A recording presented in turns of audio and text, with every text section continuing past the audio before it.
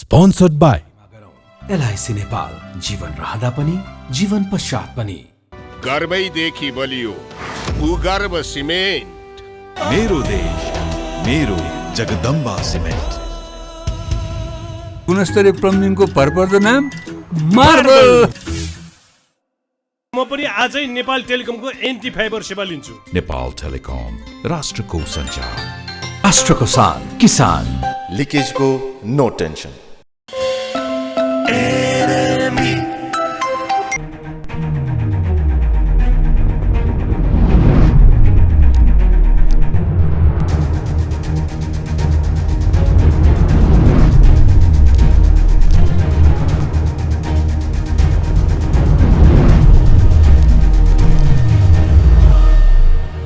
आजको जनता जान्न चाहन्छन् कार्यक्रममा हामी नेपाल चीन सम्बन्धको बारेमा र चिनिया विदेश मन्त्रीको नेपाल भ्रमणको बारेमा विशेष म चर्चा गर्दैछु। हाम्रो बिचमा दुईजना व्यक्ति हुनुहुन्छ, कूटनीति क्षेत्रका ज्ञाता विजयकान्त कणजी, तपाईँलाई कार्यक्रममा स्वागत गर्न चाहन्छु। धन्यवाद। र हिलबहादुर थापाजी, तपाईँलाई पनि कार्यक्रममा स्वागत गर्न चाहन्छु। धन्यवाद। ठ्याक्कै भन्नुहोस्, चिनिया विदेश मन्त्रीको नेपाल भ्रमणको कारण तपाईँले पत्ता लगाउनु भयो?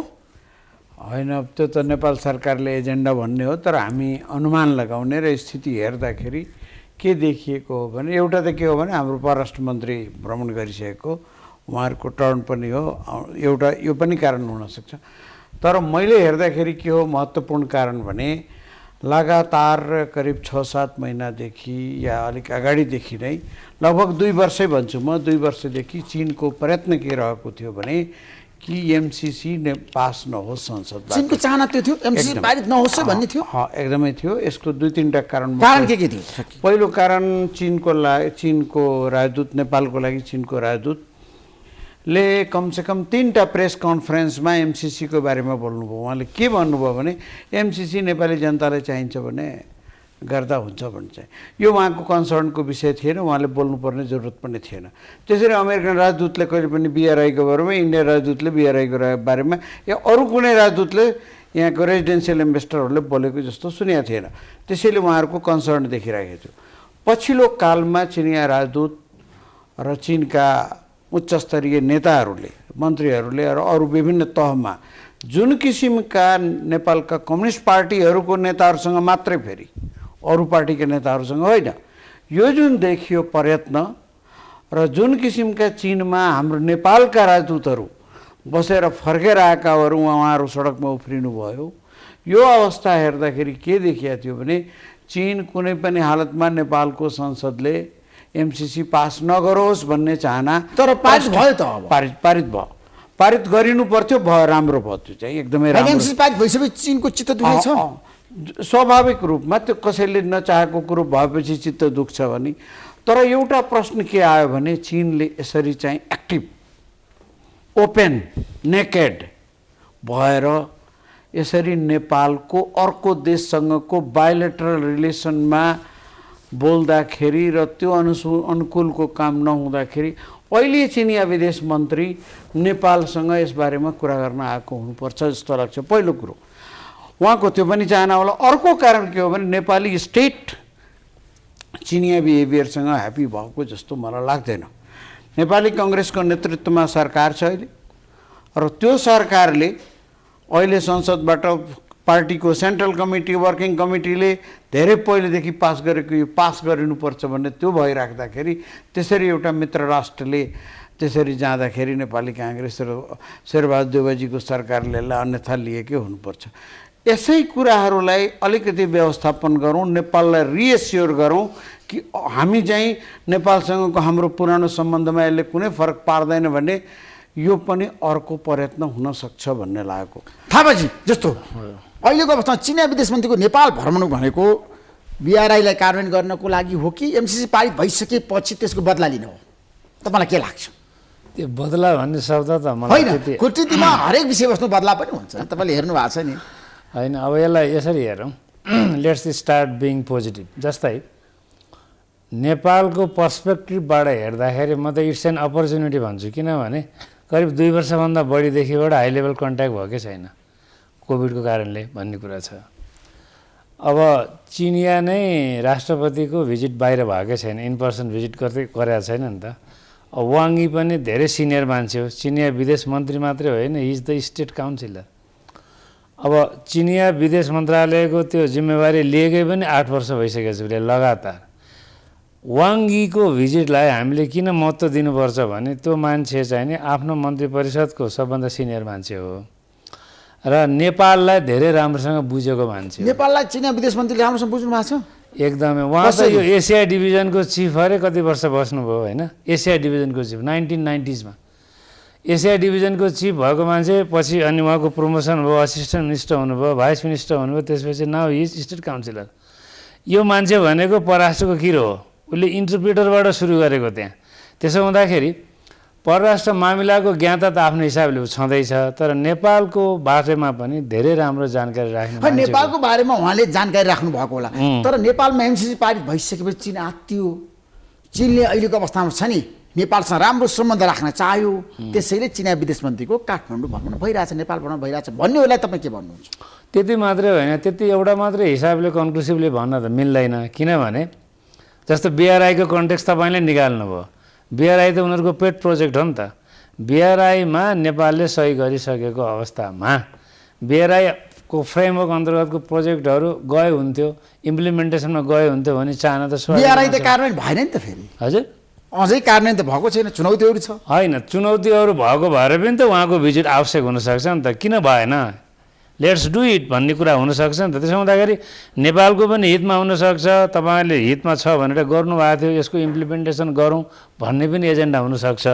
अर्को कुरा होला एमसिसीको चाहिँ नि in the wake of MCC ratification अलिकति बिग्रेकै त म भन्दिनँ, नेपाल चाइनाको सम्बन्ध बिग्रिसकेको भन्ने त मिल्दैन, तर तैपनि अलिकति कुनै किसिमको कतै आशंका छ भने लिडरसिपमा, जस्तो उहाँले भन्नुभयो कर्णजीले, नेपाली काङ्ग्रेसले सेन्ट्रल कमिटीबाट निर्णय गरिरहेको थियो, तर उनीहरूले एक किसिमले चाहिँ नगरे हुन्थ्यो भने जस्तो पनि यहाँ गरे।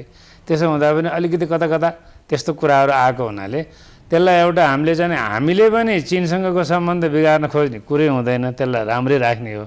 रिस्योरेन्स हाम्रो तर्फबाट पनि चाहिन्छ कि म त अहिलेको कन्टेक्स्टमा त Nepal also needs to reassure the Chinese that Nepali प्रश्न कहाँनिर भन्दाखेरि हिराबहादुर थापाजी, तपाईँलाई चीनले दिएको ऋण नेपालले लिनुपर्छ भन्ने तपाईँको भनाइ, बिआरआईलाई ऋणमा परिणत गर्नुपर्छ। मैले ऋण लिनुपर्छ भन्ने त भनेकै छैन। मैले खालि भन्न के खोजेँ भने because Nepal has already become a signatory to BRI, sign त गरेको छ नि त। साइन गरेपछि त इन्ट्रेस्ट छ भनेर त त्यसै बुझ्यो त। तर अब कुरा के रह्यो भने त्यो बिआरआईको प्रोजेक्ट के गर्ने, कुन मोडालिटिजमा गएर गर्ने, फाइनेन्सिङको मोडालिटिज के हो भने there are still so many things to be decided. त्यसको डिसिजन गर्दाखेरि नेपालले आफ्नो हितलाई सर्वोत्तम राखेर गर्न चाहिँ जरुरी हुन्छ। तर आई एम नट सजेस्टिङ द्याट यो ऋण हो, ऋण लिनै पर्थ्यो भनेर मैले भनेको छैन। कर्णजी, अहिलेको अवस्थामा चीनको विदेश मन्त्री नेपाल भ्रमण गरिरहँदाखेरि नेपाललाई फाइदा घाटा तपाईँको विचारमा के भन्नु सक्छ? नेपाललाई घाटा हुने कुरो आउँदैन। मैले एक दुईवटा अरू कुरो जोड्छु चिनिया विदेश मन्त्रीको भ्रमणसँगै।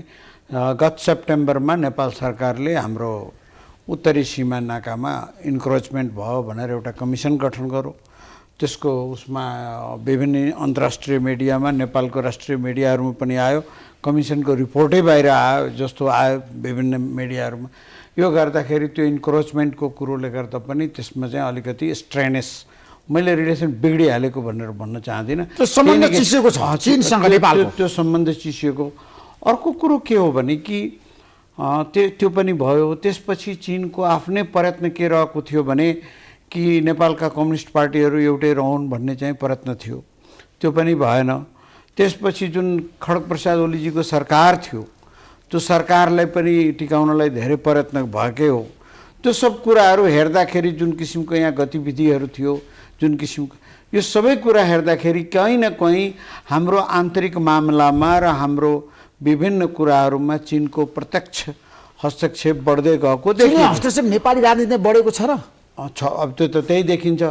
नभए पार्टी फुट्ने बेलामा, सरकार बेलामा अरू कुनै पार्टीको लिडरलाई नभेट्ने र खालि के अरे भने राष्ट्रपतिलाई भेट्ने र 3 जना कम्युनिस्ट पार्टीका नेताहरूलाई मात्र राजदूतले भेट्ने भन्ने त कुनै अर्थ राख्दैन। त्यो पनि एक दिन होइन, साथसाथ बिहान एउटाले भेटेको छ 9 बजे, 10 बजे अर्कोले भेटेको छ, 11 बजे अर्कोलाई भेटेको छ। यो सबै कुरोको अर्थ बुझिन्छ स्वाभाविक रूपमा। र चीनका अस्ति नै वर्षमान पुँजी फर्केर आउँदाखेरि उहाँले आफैले पनि भन्नुभयो चिनिया कम्युनिस्ट पार्टी र चिनिया सरकारको इच्छा छ कि सबै कम्युनिस्ट पार्टीहरू एउटा भइदिए हुन्थ्यो भन्ने चाहिँ त्यो सब हामीले सुन्दै आएको कुरो। यी सबै सन्दर्भहरू जोड्दाखेरि हाम्रो मलाई के लाग्छ भने यो भिजिट चाहिँ ठिकै टाइममा भइरहेको ठिक टाइममा चिनिया विदेश मन्त्रीको नेपाल भ्रमण भइरहेको छ। यसको कारण के भन्छु भने कि ठिक छ हाम्रो छिमेकी अत्यन्त महत्त्वपूर्ण छिमेकी देश हो चीन। हामीले चीनलाई रिएस्योर गर्नै पर्छ र चीनले पनि हामीलाई रिएस्योर गर्नुपर्छ कि यो जुन गतिविधिहरू भयो, यो जुन समस्याहरू छन् यो चाहिँ फेरि नदोहोस् भनेर पनि हामीलाई रिएस्योर गर्नुपर्छ। तपाईँलाई एउटा कुरो भन्छु, जुन किसिमको 3टा वक्तव्य चिनिया परराष्ट्र मन्त्रालयको आयो एमसिसीको बारेमा, त्यस्तै एउटा मात्र वक्तव्य दिल्लीबाट आएको भए यो देशमा आगो बल्थ्यो कि बल्दैन थियो? के हुन्थ्यो यहाँ चाहिँ? कस्तो राष्ट्रवाद मतलब फलिरहेको यो देशमा। आज डाक्टर पाण्डेले बडा राम्रो भन्नुभएको छ, यो राष्ट्रवाद चाहिँ देशको परिवर्तन विरोधी र राष्ट्र विरोधी नै देश विरोधी नै हो भनेर चाहिँ भनेर I 100% agree with that one. एउटा देशले बोल्दाखेरि कोही पनि केही नबोल्ने, कुनै पार्टी, कुनै सरकार, कुनै भीम रावलजी जस्ता महान राष्ट्रवादीहरू कहीँ नबोल्ने, तर भारतबाट अमेरिकाबाट कसैले बोल्नु भने यो एकदम हाम्रो राष्ट्रिय सार्वभौमिकता खण्ड खतरामा छ, हस्तक्षेप भयो, भारतले गर्यो, अमेरिकाले गर्यो, हाम्रो देशमा छ नि भनेर भन्नेहरू त धेरै छन् नि। त्यही तपाईँले भन्नुभएको त्यस्तै हो। तर यो सन्दर्भमा म के भन्छु भने हामी चीनसँग प्रष्ट रूपमा हाम्रो लिडरसिपले, हाम्रो परराष्ट्र मन्त्रीले चीनसँग वार्ता गर्दाखेरि यी जुन विभिन्न यावत समस्याहरूको बारेमा चीनसँग कुरा गर्नुपर्छ। हाम्रो छिमेकीलाई स्योर पनि के गर्नुपर्छ भने हामी चीन विरोधी कुनै पनि गतिविधि जुन उहाँहरूको शङ्का लागिरहन्छ, तिब्बतको बारेमा शङ्का लाग्छ, विभिन्न कुराहरूमा शङ्का लाग्छ, त्यो पनि हामीले स्योर गर्नुपर्छ। र सेम टाइम 7 वर्षदेखि बन्द रहेको नाका, 2 वर्षदेखि नेपालको एक्सपोर्ट बन्द रहेको, दिनमा 80-90वटा कन्टेनर आउने ठाउँमा झन्डै ब्लकेटको अवस्थामा रहेको रसुवागढी, यो पनि खोल्ने चाहिँ कुरा गरिनुपर्छ। यो जुन हाम्रो नेसनल इकोनोमीमा परिरहेको प्रभावहरू छन् यसको बारेमा पनि कुरा गर्नुपर्छ। नेपालको प्रधानमन्त्रीले चिनिया विदेश मन्त्रीसँग यो कुरा राख्नुपर्छ, नेपालको विदेश मन्त्रीले पनि राख्नुपर्छ, होइन परराष्ट्र मन्त्री नारायण खड्काले राख्नुपर्छ तपाईँको भनाइ। त्यसो भए थापाजी मलाई के बताउनुहोस्, चिनियाहरूको छ नि नेपालमा आन्तरिक रूपमा छ नि राजनीतिमा पछिल्लो समय रुचि किन छ, कारण के छ? होइन त्यो कारण के छ भन्दा नि एउटा कुरा चाहिँ हामीले एउटा त्यो अहिले डेभलप हुँदै आएको ट्रेन्ड के हेर्नुपर्छ भने once the countries become stronger economically they tend to be more aggressive. यो चाहिँ भएको कुरा, यो पोलिटिकल साइन्टिस्टहरूले, उहाँ त पोलिटिकल साइन्टिस्ट हो, धेरै पोलिटिकल साइन्टिस्टहरूले भनिरहेछन्। जस्तो आजभन्दा 30-40 वर्ष अगाडिको चीन जुन अवस्थामा यस्ता कुरामा चासो राख्थ्यो वा राख्दैन थियो र अहिले राख्नुमा यो फरक यो आएको हो क्या। त्यसो भएको हुनाले मैले पनि अस्ति कतिपय इन्टरभ्यूमा यो भन्ने गरेँ, यो हार्वर्डको पोलिटिकल साइन्टिस्ट ग्राहम एलिसनले यो अब्जर्भेसन त्यसै गरेन कि 2009मा। उसले के भन्यो भने एउटा ग्रिक दार्शनिकलाई कोट गरेर जब देशहरू चाहिँ शक्तिशाली भन्छन् नि आर्थिक रूपमा उनीहरूको त अहम बढ्छ। जस्तै एउटा भइरहेको सुपर पावर अमेरिका त छँदैछ, अनच्यालेन्ज नै छ अहिलेसम्म, उसलाई त च्यालेन्ज गर्न सकेको छैन। यद्यपि एम्बिसन चाहिँ नै चिनको पनि बढेर आयो, किनभने इकोनोमिकली ऊ पनि प्रोग्रेस गरिरहेछ। त एउटा राइजिङ पावर, एउटा अलरेडी एक्जिस्टिङ पावर भएको कारणले पनि दुईटाको बिचमा द्वन्द्व छ भन्ने कुरा आयो। त्यस्तै तपाईँले यो आन्तरिक कुराहरूमा पहिले भन्दा बढी किन चासो राख्छ भन्दाखेरि अब उसले कता कता अब इन्डियाले चासो राख्छ भने हामीले किन नराख्ने, इन्डिया भन्दा हामी किन कम, अथवा नेपालको राजनीतिमा इन्टरफेयर गरेको छ, हस्तक्षेप गरेको छ? होइन, हस्तक्षेपको त म शब्दलाई प्रयोग गर्दिनँ। होइन, चासो बढी राख्न थालेको त देखियो, उहाँले पनि भन्नुभयो नि त चासो बढी राखेको छ उसलाई। अब अर्को कुरा के हुन्छ भन्दाखेरि यो चीनको आँखामा नेपाल त कस्तो हो भने तिब्बतको मामिलामा नेपालले जति सहयोग गर्न सक्छ नि चीनलाई त अरू कुनै देशले गर्न सक्दैन कि। त्यो स्ट्रेटेजिक लोकेसन त्यो हाम्रो फेभरमा हुन्छ, हामीले त्यस्तो किसिमबाट कल्टिभेट गर्न सक्यो भने रिलेसनलाई। त्यसो हुँदाखेरि दुई ढङ्गाको तरुल भनेको कुरो त तरुललाई हामीले आफ्नो हितमा पनि प्रयोग गर्न सक्छौँ। कसरी? यदि हामीले ब्यालेन्स रिलेसनसिप राख्न सक्ने हो भने दुइटैको इकोनोमिक प्रोग्रेसबाट हामी लाभान्वित हुन सक्छौँ। तर जानेनौँ भने खतरा पनि छ नि फेरि। त्यसो भए चीनले नेपालको भूभागलाई मिचेको छ, अतिक्रमण गरेको छ, विजयकान्त कणले भन्नुभयो गरेको छ। तपाईँलाई के लाग्छ? त्यो रिपोर्ट बाहिर आयो, त्यो रिपोर्टले जे भन्छ त्यही कुरा मान्ने हो हामीले। त्यो गभर्मेन्टले गठन गरेको कमिसनले के रिपोर्ट ल्यायो त्यो रिपोर्ट त मैले हेरेको छैन। त्यो रिपोर्टमा जानु पर्यो हामी। त्यो रिपोर्टले गरेको भएको छैन, सरकारले सार्वजनिक गर्न चाहेको छैन। अब त्यो गरेको छैन भने त हामीले यस्तो गरेको छ भने कन्क्लुजन निकाल्न त मिल्दैन। त्यो रिपोर्ट बाहिर नआएको अवस्थामा यस्तै भयो भने कन्क्लुजन निकाल्न त हतारै हुन्छ। म त केही भन्न चाहन्न त्यसमा। होइन, चीनसँग नेपालको सीमा विवाद छ कि छैन? मेरो प्रश्न त्यहाँनिर। विवाद छैन भन्ने कुरा थाहा पाइराखेको मैले त। विवाद छ भन्ने कुरा त मैले थाहा पाएँ। चीनसँग नेपालको सीमा विवाद छैन मेरो हिसाबमा छैन। किनभने यदि छ भने त गभर्मेन्टले भन्नु पर्यो नि त छ भनेर। गभर्मेन्ट भन्छ आफ्नो कमिसन गठन गर्छ, के हो भएको वास्तविकता पत्ता लगाउने गभर्मेन्टले मान्छे खटाउँछ, त्यसबाट आएको रिपोर्टले भएको छ भनेर त भनेको छैन। अनि हामी अरू मान्छेले बाहिर नै कसरी भएको छ भनेर भन्न सकिन्छ? विजयकान्त कणजी, चीनसँग हाम्रो सीमा विवाद छ। दुईवटा कुरो भन्छु। यही ठाउँमा नेपाल सरकार र चीन सरकारको बिचमा लगभग 7 वर्षदेखि दोलखामा भएको अतिक्रमणको बारेमा वार्ता चलिरहेको, पत्राचार भइरहेको नेपाल सरकारकै डकुमेन्टेड उसबाट यहीँ तपाईँ मसँगै बुद्धिनारायणजीले भन्नुभएको मलाई सम्झना छ। अहिले पनि छ, सर्वे डिपार्टमेन्टलाई पनि थाहा छ। जहाँसम्म हुम्लाको कुरो छ, मेरो पनि स्रोत के हो भने त्यो रिपोर्ट सरकारले बुझाएको अलिक दिन भयो। काठमाडौँ पोस्टमा, कान्तिपुरमा न्युजहरू आयो, अरू मिडियाहरूमा पनि आयो। भर्खरै 1 महिना जति अगाडि बिबिसीको नेपाली सेवामा पनि डिटेलमा आयो। त्यसै गरी अङ्ग्रेजी वर्ल्ड सर्भिसमा पनि आयो बिबिसीको। हामीले उसले प्रष्टै बिबिसीले के भन्यो भने हामीसँग त्यो रिपोर्ट छ भनेर बिबिसीले भन्यो। त्यो आधारमा मलाई कोट पनि गरेको थियो त्यसमा। तेस्रो कुरो म भन्छु हुम्लामा किन छ भने हाम्रो अहिलेको सिटिङ चिफ मिनिस्टर कर्णाली प्रदेशको उहाँ आफैले आएर Nepali Congress central committee working कमिटीमा त्यो प्रपोजल राखेर चीनले हाम्रो सीमा मिचेको छ भनेर अनि नेपाली कङ्ग्रेसको केन्द्रीय कमिटीले पास गरेको हो कि यसबारेमा इन्भेस्टिगेसन हुनुपर्छ भन्ने चाहिँ। त्यसैले त्यो पार्टी अहिले सरकारमा छ, त्यसको प्रमुख सभापति अहिले प्रधानमन्त्री हुनुहुन्छ, उहाँको पार्टीको केन्द्रीय कमिटी सदस्य अहिले चाहिँ परराष्ट्र मन्त्री हुनुहुन्छ। यो अवस्थामा र हामी आफैले गरेको तपाईँ पनि पुग्नुभयो होइन हामीले गराएको रिसर्चमा पनि के देखियो भने हामीले बनाएको त्यहाँको जुन ल्यायौँ डकुमेन्ट्सहरू त्यो हेर्दाखेरि चीनले कतिपय ठाउँहरूमा हुम्लामा इन्क्रोचमेन्ट गरेको भन्ने देखिन्छ। अब यो छैन भने तर नेपालको छ नि दलका नेताहरूसँग मैले धेरै पटक कुरा गरेको छु, एमालेका शीर्ष नेताहरू प्रतिनिधिहरूसँग मैले कुरा गर्दाखेरि चीनले 1 इन्च पनि जमिन नेपालको मिचेको छैन। उहाँले कहाँबाट थाहा पाउनु?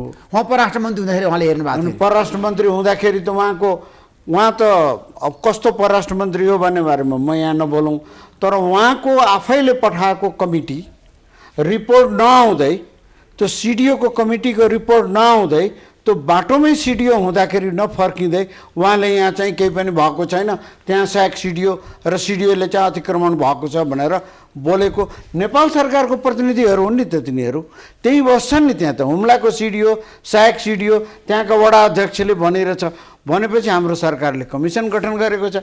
त्यसैले हाम्रो भएको छैन भनेर भन्न मिलेन होइन। भएको छ भने भनेर अहिलेको म त भनिहालेँ नि। परराष्ट्र मन्त्रालयमा बसेर लामो समय काम गरेको कायम परराष्ट्र सचिव भएको मान्छे उहाँ कार्यवाहक, उहाँले भन्नुभयो कुनै पनि हालतमा चीनले नेपालको भूभाग मिचेको छैन भन्नुभयो। अब त्यो उहाँको आधार के हो? मैले मेरो आधारहरू तपाईँलाई बताएँ होइन। मैले चाहिँ नेपाल सरकारको कमिसनकै रिपोर्टको आधारमा आएको मिडिया रिपोर्टहरू, इन्टरनेसनल मिडियाहरूमा आएको माननीय मुख्यमन्त्री जीवनबहादुर शाहीजीको रिपोर्ट पढेको मैले चाहिँ, उहाँ हाम्रै सेमिनारमा आएर प्रेजेन्टेसन गरेको त्यो पनि छ हामीसँग। नेपालको परराष्ट्र मन्त्रीले यसपटक चिनिया विदेश मन्त्रीसँग कुराकानी गर्दै सीमा विवादको कुरा पनि उठान गर्नुपर्छ। मैले मेरो भनाइमा, हाम्रो भनाइमा के छ भने बोर्डरमा भएको ब्लकेटको कुरो, सीमा अतिक्रमणको कुरो, त्यसै गरी सीमा व्यवस्थापनको कुरो, दुईटै देशको रहेको मेकानिजमको कुरो, त्यसपछि अर्को महत्त्वपूर्ण कुरो के छ भने लगभग 2 वर्षदेखि नेपालको निर्यात ठप्प पारिएको छ, एउटा वस्तु पनि चीन जान दिएको छैन। यी सबै विषयहरूमा सँगै बिआरआईको बारेमा पनि हाम्रो हित अनुकूल, म हिराबहादुरजीसँग के सहमत छु भने हामीले कसैसँग ऋण लिँदाखेरि हाम्रो हित अनुकूल नै लिने हो, हामीलाई अनुकूल छैन भने त्यो यी सबै यावत विषयमा परराष्ट्र मन्त्रीले चीनको परराष्ट्र मन्त्रीसँग वार्ता गरेर यसको समाधान खोज्नुपर्छ भनेर लाग्छ। अहिलेको जुन किसिमको परिस्थिति छ नेपाल चीन सम्बन्धको कुरा गरिरहँदाखेरि चीनको विदेश मन्त्रीसँग नेपालले सबै कुरा राख्न सक्ला त्यो सम्भावना तपाईँ देख्नुहुन्छ? अनि सक्नुपर्छ, विषयहरूमा सक्नुपर्छ, राख्नु पर्यो नि। नेपालसँग राख्न सक्ला? चिनिया विदेश मन्त्रीलाई आश्वस्त पार्न सक्ला? अब सक्नुपर्छ, सक्ला जस्तो लाग्छ मलाई। किनभने जस्तो यो रिपोर्टकै कुरा गर्दा पनि त्यो कमिसनको रिपोर्ट किन लुकाउनु पर्यो त? मिचेकै छ भने जस्तै फेरि त्यही नेपाली काङ्ग्रेसकै मान्छेले चाहिँ गएर यस्तो भनेको रहेछ। सरकार त नेपाली काङ्ग्रेसकै छ होइन? त्यसो हुँदा यो कुरा अलिकति मलाई अलिकति कहाँनिर कन्फ्युजन हुन्छ भने नेपाली काङ्ग्रेसकै मुख्यमन्त्रीले त्यसो भन्ने, नेपाली काङ्ग्रेस नै सरकारमा बस्ने। नेपाली काङ्ग्रेसकै प्रधानमन्त्री हो नि, शेरबहादुर हो, पार्टी सभापति हो। त्यसैले अब हामीले मुख्यमन्त्रीले चाहिँ सीमा मिचेको कुरा गर्ने अनि प्रधानमन्त्रीले चाहिँ रिपोर्ट सार्वजनिक नगर्ने, त्यो अलिकति कन्फ्युजिङ छ। तर तपाईँले भनेको चाहिँ राख्न सक्ला या नसक्ला भन्दाखेरि सक्नुपर्छ भन्छु म, राख्नु पर्यो नि। किनभने अहिले त नेताहरूले तपाईँलाई थाहा छ विदेशी पाहुना सामु स्पष्ट कुरा राख्दैन भन्नेहरू त धेरै छन्। तपाईँ त परराष्ट्र मन्त्रालयमा बसेर काम गरेको व्यक्ति हो नि हीराबहादुर थापाजी। अब राख्नुपर्छ, किनभने हामीलाई जाने मौका विगतमा परेको देशका छैन। नेताहरू धेरै ठाउँ चुकेका छन्। सुन्नु न, कोभिडको कारणले उसले कुनै पनि के अरे फरेन भिजिटरहरू अलाउ गरेका छैन नि त चीनमा। हामीले जान चाहेर पनि जान सकिरहेको छैन मैले। त्यसो हुँदा चीनकै विदेश मन्त्री आफै आइरहेको सन्दर्भमा यो मौकालाई हामीले झन् आफ्नो हितमा प्रयोग गर्नुपर्छ। त्यसको लागि त यी सबै एजेन्डाहरू राखेर कुरा गर्नु पर्यो। जस्तो बिआरआईको बारेमा कुरा गर्दाखेरि नेपालले लिनुपर्छ भने तपाईँ होइन लिनुपर्छ त्यो अवस्थामा कि यदि त्यो ऋण एकदमै कन्सेसनरी टर्म्समा हुन्छ भने, जस्तो भन्नुहोस् न ओल्ड ब्याङ्कले दिने, आइडिआईले दिने ऋणहरू छ नि, सफ्ट लोनहरू जुन साधै नोमिनल रूपमा इन्ट्रेस्ट हुन्छ त्यस्तो किसिमको छ भने, तर त्योभन्दा पनि साथसाथै why don't you give us on grants पनि भन्नु पऱ्यो। अमेरिकाले दिइरहेछ, अमेरिकाले $500 दियो, तिमीले 600 देऊ नि त, अथवा 700 देऊ न भने हुन्छ नि त। यदि ग्रान्टमा गर्न सकिन्न भने पनि लोनमै जाने हो भने पनि एकदम नोमिनल इन्ट्रेस्टमा जाने हिसाब किताबको कुरा राख्नुपर्छ। तर त्यति भन्दै म के जोड गर्छु भने प्रोजेक्ट हेरिकन डिसिजन गर्ने। त्यो प्रोजेक्टको ह्युज इन्भेस्टमेन्ट कति हो, त्यसको भोलि गएर आउने आउटकम्स प्रोडक्टिभिटी के हुने हो, कति वर्षपछि हामीले लाभ पाउने हो, भोलि गएर त हामीलाई घाँडो हुने हो कि होइन, त्यो कुरा विचार गरेर मात्रै प्रोजेक्टलाई हामीले इम्प्लिमेन्टेसन गर्न सक्छौँ। चिनिया अनुदान सहयोग ऋणको कुरा गरिरहँदाखेरि तपाईँले हेर्नु भएको छ धेरै पटक विश्वमा अहिले पछिल्लो समय जस्तो श्रीलङ्काकै इक्जाम्पल दिने गर्छन् मान्छेहरू। नेपालले बिआरआई कार्यान्वयन गर्नुपर्छ भन्ने जनमत पनि छ। किन भन्दाखेरि सम्झौता गरिसकेपछि कार्यान्वयन गर्नुपर्छ। किन गरेको त? शेरबहादुर देउबाकै त्यहाँ पनि पकड थियो सरकारमा, प्रचण्ड प्रधानमन्त्री हुन्थ्यो, प्रकाश शर्मा परराष्ट्र मन्त्री हुनुहुन्थ्यो होइन, काङ्ग्रेसकै त्यतिखेर छ नि सरकारमा एकदम ठुलो किसिमको उपस्थित थियो नि त, शक्तिशाली उपस्थित थियो, कङ्ग्रेसको थियो त्यतिखेर प्रचण्ड प्रधानमन्त्री भनेर त काङ्ग्रेसले हो। अनि अहिले आएर काङ्ग्रेस ब्याक हुन मिल्छ र? मिल्दैन होइन। हामी बिआरआई चाहिन्छ चाहिँदैन? नेपाल चाहिन्छ, बिआरआईमा जानुपर्छ। तर मेरो भनाइ के हो भने बिआरआईमा जाँदाखेरि अरू देशहरू जसरी फँसेका छन् र हामी पनि फँसेका छौँ।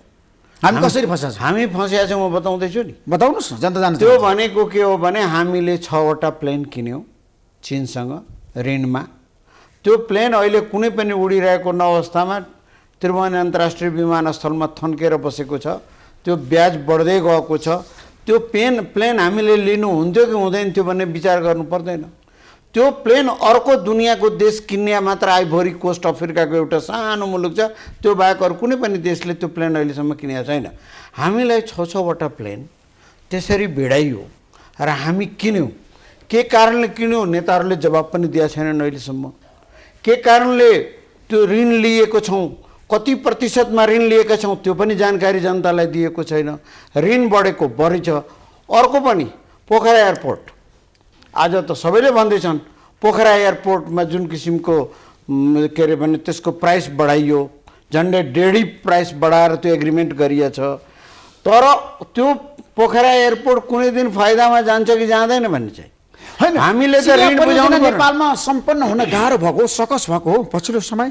श्रीलङ्कालाई त धेरै सकस, नेपाललाई त भोलि यस्तै मैले भने कि नेपाललाई हिजो प्लेन लियो, त्यसपछि पोखरा एयरपोर्ट गरियो, अब अर्को त्यही 5 अहिलेसम्मको मैले सुनेको 5% 5%सम्मको ऋण।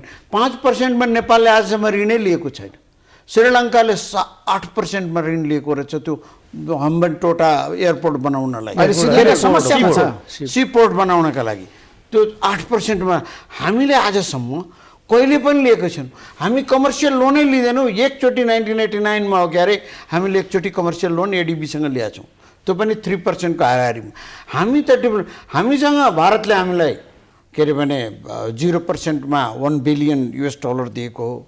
हामीलाई वर्ल्ड ब्याङ्कले कन्सेसनमा दिन्छ, आइडिएले पनि कन्सेसनल लोन दिन्छ, एडिबीले पनि हामीलाई कन्सेसनल लोन नै दिइरहेको छ। हामीसँग अहिले पनि 1 बिलियन चाहिँ लियो भने के गर्ने? अब 2%मा कन्डिसनहरू के छन्, प्रोजेक्ट कस्तो छ, उहाँले भन्नुभयो नि प्रोजेक्टको कुरो, त्यो प्रोजेक्ट वास्तवमा फिजिबल छ कि छैन, त्यो भोलि प्रोजेक्टले त्यो पैसा फिर्ता गर्छ कि गर्दैन, हामी त्यो ऋण तिर्न सक्छौँ कि सक्दैनौँ। त्यो होइन भने हामी त्यसरी ऋण लिनु हुँदैन भन्छौँ। नेपालको आफ्नै अर्थव्यवस्थाको क्षमतालाई हेरेर हाम्रो क्षमताले त्यो ऋणहरू तिर्ने, त्यो ब्याजको म्यानेजमेन्ट गर्ने, हाम्रो नेसनल इकोनोमीमा अर्को अप्ठ्यारो प्रभाव नपर्ने गरी, किनभने हामीसँग दुईवटा अलरेडी डेप्टमा गइसक्यो हामी चाहिँ त्यसमा चाहिँ, त्यसैले त्यो अवस्थामा अर्को प्रोजेक्टहरूमा तबसम्म हामी एग्रिमेन्ट गर्नु हुँदैन।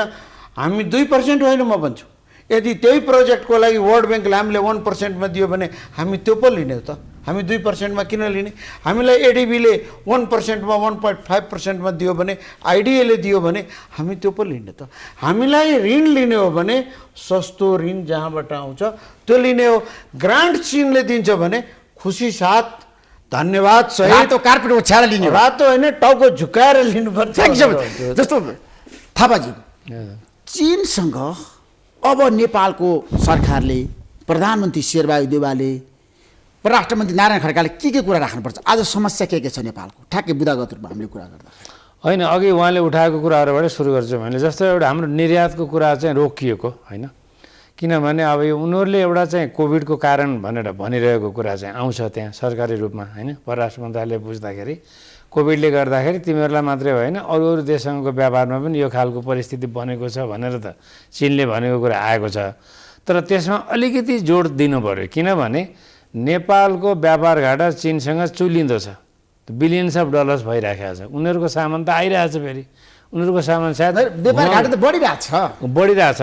अब उनीहरूको सामान चाहिँ अरू माध्यमबाट नै आउने भयो होइन, अर्को पोर्टबाट नै आउने भयो, इन्डिया भएर नै आउने भयो, हिन्द महासागरबाट घुमेर पनि। तर आज तातपानी नाका बन्द छ, त्यो बन्द छ। त्यसो हुँदाखेरि यो तातपानी नाका खुलाउने अनि यता केरुङको नाका खुलाउने यसमा त विशेष जोड गर्नै पर्यो, किनभने हाम्रो मित्रताको द्योतक त हाम्रो कोअपरेसन हुनु पऱ्यो नि त। हामी मित्र हौँ, पुरै भएन, त्यसमा शङ्कै छैन।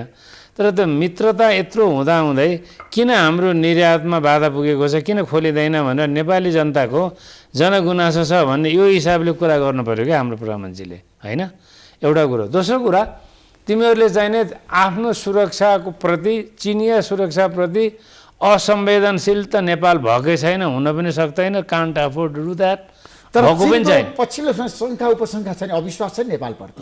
एमसिसी पारित भइसकेपछि अमेरिकनको इन्ट्रेस्टमा नेपाल अगाडि बढेको हो कि भन्ने उनीहरूले सोचिरहेको छ। त्यो कुरा त्यसैले त यो 1-to-1 के भनौँ न, यो इन पर्सन मिटिङको एउटा फाइदा के हो भने हेराहेर गरेर नजिकै बसेर कुरा गर्न पाइयो कि।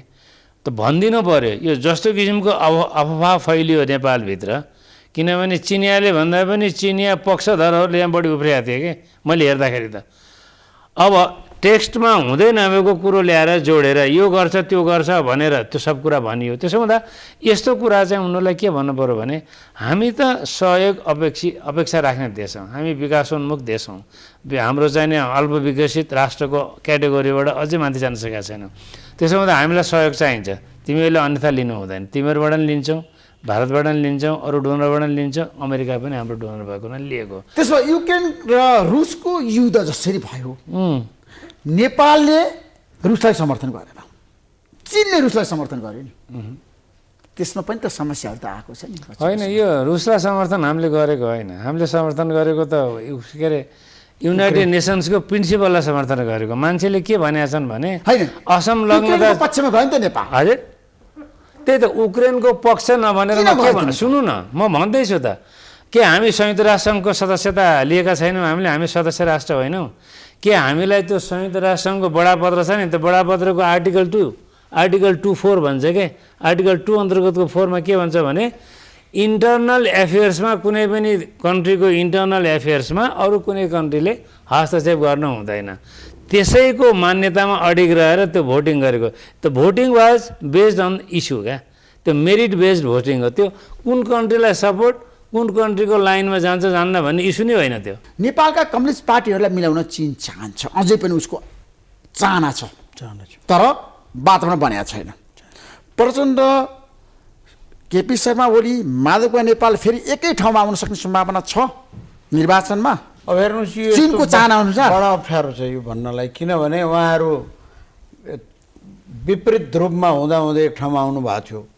विपरीत ध्रुवमा भएर अब माधव नेपालजी र ओलीजी त एकै ठाउँमा हुनुहुन्थ्यो, खड्ग प्रसादजी एकै ठाउँमा हुनुहुन्थ्यो, तर प्रचण्डजी र उहाँहरू त विपरीत ध्रुवमा हुनुहुन्थ्यो। नेपाली काङ्ग्रेस पार्टीसँग सरकारमा हुनुहुन्थ्यो, तर उहाँहरू चुनावमा जानुभयो, एकता पनि गर्नुभयो। अब त्यो लेसन लर्निङको जहाँसम्म कुरो हो प्रचण्डजीको कुरो भने पहिलोचोटि पनि उहाँ लेसन लर्निङ त 2017मै 16मा पनि भएको थियो त उहाँको लेसन लर्निङ, तर त्यो लर्निङ पछि फेरि पनि गर्नुभयो। 18मा आएर उहाँले त्यो एग्रिमेन्ट त 17मा आएर फेरि गर्नुभयो, 16 पछि 17मा गर्नुभयो। पार्टी एकतै गरेर आउनुभयो होइन, सरकारमा जानुभयो, पार्टी उहाँहरूको चुनाव सबै एकदम भयो। मेरो भनाइ के हो भने त्यो सम्भावना रहिरहन्छ, तर प्रश्न त्यो मात्र होइन। प्रश्न के हो भने यसरी कुनै विदेशी मुलुकले भनेर चाहिँ यो पार्टीहरू एकता हुने, पार्टीहरू फुट्ने, यो नेपालको राजनीतिक व्यवस्था र नेपालको लोकतन्त्रको लागि त्यति खुसीको कुरो होइन, यो राम्रो कुरो पनि होइन। यो सरासर नेपालको आन्तरिक मामलामा जतिसुकै पावरफुल कन्ट्री भयो भने पनि हामीले यो कुराहरूलाई भनिदिनुपर्छ, हाम्रा मित्रहरूलाई सबैलाई भनिदिनुपर्छ, यो मामलामा तपाईँहरू प्लिज नगरिदिनुहोस्। अर्को एउटा महत्त्वपूर्ण विषय भन्नुपर्ने चीनलाई के छ भने चीन र अमेरिकाको ग्लोबल कम्पिटिसन छ, ट्रेडमा छ, स्ट्राटेजीमा छ, इन्फ्लुएन्समा छ, युएनमा छ, हतियारमा छ, धेरै ठाउँहरूमा छ। यो ग्लोबल जियो पोलिटिकल कम्पिटिसनको केन्द्र चाहिँ नेपालमा नबनाइयोस् भन्छ। यो हामी त्यो एफोर्ड गर्न सक्दैनौँ, हाम्रो क्षमता त्यो छैन। त्यसैले यो जुन भ्रमण भइरहेछ यसलाई नेपालले एउटा अपर्च्युनिटीको अवसरको रूपमा प्रयोग गर्न सक्नु पर्यो, पर्यो, प्रयोग गरेर र सम्बन्धलाई विस्तार गर्नु पर्यो, सुमधुर बनाउनु पर्यो, एकदम राम्रो बनाएर हाम्रा समस्याहरूलाई वार्ता र संवादद्वारा समाधान खोज्नु भयो भने त्यो चाहिँ चीनको लागि पनि राम्रो हुन्छ, हाम्रो लागि पनि राम्रो हुन्छ। त्यसमा ठ्याक्कै भन्नु सीमा चाहिँ कहाँ मिचाछ चीनले? मैले त भने अहिलेसम्म हामीले देखेको पढेको हिसाबले हुम्ला भयो, दोलखा दुईटा देखिया छ, अरू ठाउँमा पनि भन्छन् मान्छेले। तर मेरो भनाइ के छ भने यसमा भने कि त्यो प्रत्येक 10 वर्षमा हुने जुन दुईटैको मेकानिजम छ, प्रोटोकल छ, त्यसअनुसार त्यसको अझ त्यसको एक सदन भन्नु पर्ला, चीना विदेश मन्त्रीको नेपाल भ्रमण सफल हुन्छ? मलाई त हुन्छ जस्तो लाग्छ, सफल हुन्छ, आइस ब्रेक हुन्छ नेपाल चीन सम्बन्ध होइन। अब यो सफलतातिरै उन्मुख छ, किनभने नि अहिले आएको जुन टाइमिङ छ नि, यो टाइमिङ त हाम्रो आफ्नो अनुकूल छ कि हामीले कतिपय कुरा भन्नै पर्थ्यो चिनसित, भन्ने मौका पाइरहेको थिएन, भिजिट हुन सकेको थिएन। यो भिजिट आफै भइरहेछ, त्यसो भिजिट भइरहेछ हो त नि। त्यसो भएको हुनाले यो त राम्रो अपर्च्युनिटी हो, यसलाई हामीले प्रयोग गर्नुपर्छ र यो सफलतातिरै जानुपर्छ। थ्याङ्क यू सो मच, यहाँहरू दुवैलाई धेरै धेरै धन्यवाद, नमस्कार। Sponsored by एलआइसी नेपाल, जीवन रहँदा पनि जीवन पश्चात पनि। गर्वैदेखि बलियो भूगर्भ सिमेन्ट। मेरो देश मेरो जगदम्बा सिमेन्ट। गुणस्तरीय प्लम्बिङको भरपर्दो नाम मार्बल। म पनि आजै नेपाल टेलिकमको एन्टी फाइबर सेवा लिन्छु। नेपाल टेलिकम, राष्ट्रको सञ्चार। राष्ट्रको शान, किसान। लिकेजको नो टेन्सन।